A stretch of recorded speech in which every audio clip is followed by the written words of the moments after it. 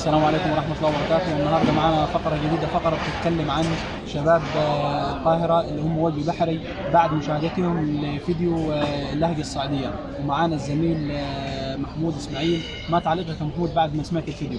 بصراحة فيديو جميل جدا. بسبب الفيديو ده اتعرفت حاجات كتير قوي، واللهجة الصعيدية أنا بعتز بيها جدا، وجماعة كويسين جدا بصراحة، وبالشرف معرفتهم جدا جدا. بحب استطلع عن اللهجة بتاعتكم لأن هي حلوة. بعد يا محمد ما شاهدت الفيديو، ايه تعليقك وايه اللي استنتجته من هذا الفيديو؟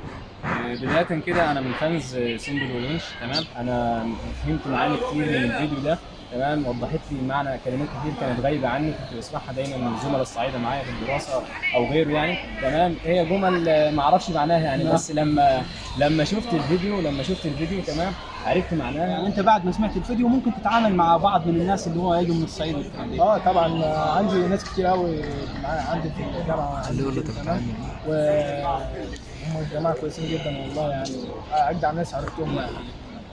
قبل الفيديو ما كنتش تفهم ايه مثلا الكلمه لا، اللي أنا دايما بحب لهجة الصعيد الصراحة، بس أنا ما كنتش فاهم الكلام مع اللي بيتقال إيه. فلما شفت الفيديو فهمت. طبعا أنا بشكر الزميل عبد الحميد على الفيديو الجميل ده، وإن شاء الله النجاح دايما كده ان شاء الله، ونستفاد منه حاجات تانية كتير يعني. ان شاء الله. وضحت لنا يعني معنى الكلام، ايه اللي بيقولوه الصعايده، وايه اللي فهمناه منه عن طريق الفيديو ده. فالمحتوى هادف ما شاء الله يعني، واستمر. بس اللهم صل على النبي عليك، يعني الله ينور، والفيديو ربنا يوفقكم وكده يعني. الله يخليك يا غالي.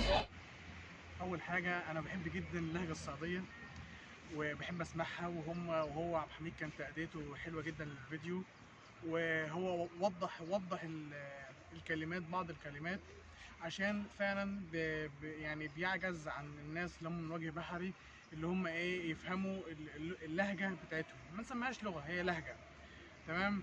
وهو يعني كان فيديو يعني مفيد جدا، يعني اللهجات الصعيديه يعني من اعز اللهجات عندي.